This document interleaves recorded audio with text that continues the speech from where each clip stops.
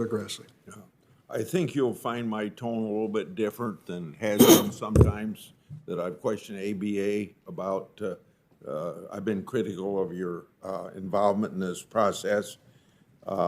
So I hope you understand. Well, maybe some of you folks haven't been around long enough to know my history of criticizing the ABA from time to time.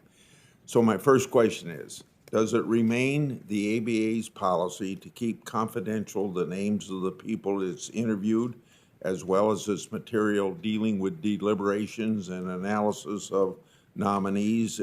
Is this information available to the Judiciary Committee? Senator Grassley, that is our policy.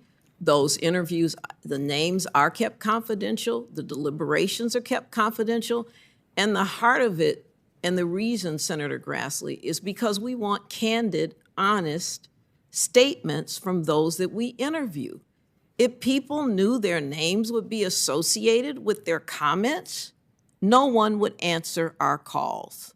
No one would answer our calls. And if our deliberations were shared openly, again, even if we didn't name a name, one might be able to identify who made particular statements. The whole key of the ABA investigation, we're the peer review. I think I'm satisfied with what you said. All right. Can you then tell me how, just give me some justification without having that information that the interviews are not stacked for or against a particular nominee? Please give a short answer. All right.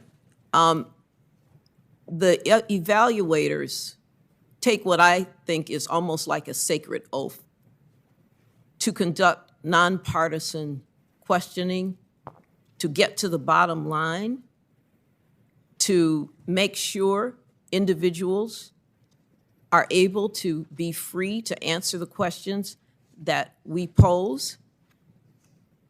And Jean, you might want to comment more on that. I think you've answered that okay.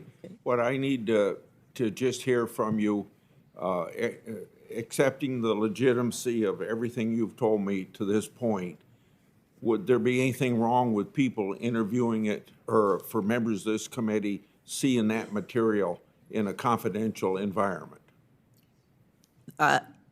There would be a problem with that, Senator. Because if two people know about anything in Washington, D.C., it's no secret. Well, you are absolutely right about that. Only one of us is from Washington on this panel. Okay. You gave Judge Jackson a well-qualified rating, but most recently gave Justice Amy Coney Barrett a minority well-qualified rating. Besides the reading groups, what objective measurements of writing or analytical skill do you use?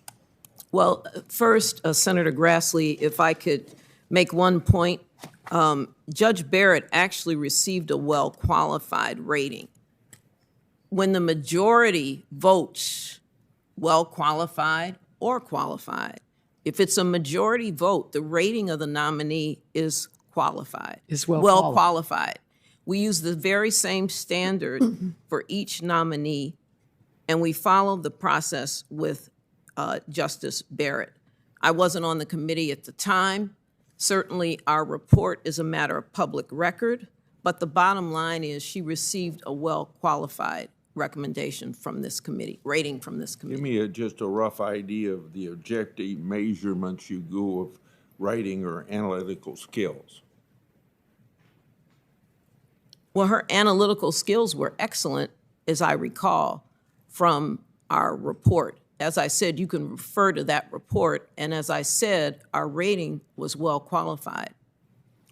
Why did you choose to limit your review of her record to her quote-unquote over 240 published opinions on the district court? You mean Judge Jackson. The reason we limited, we focused on published opinions. We focused on other writings, or we had the reading groups focus on those. And we did not delve into the other orders. Many of those were very short. Many of those didn't really give sufficient many of the orders were short. I guess that's the easiest way to say it. And so the published opinions, which people view, we felt were more important to review. We also consulted with our academic committees and our practitioners group, and they felt that those writings that were published would be most appropriate.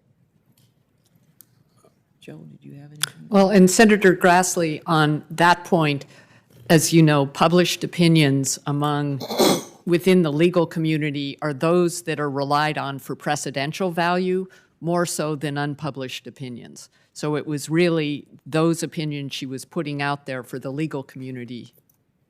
I might have one question I'll submit to you for answer in writing. Thanks, Senator Grassley.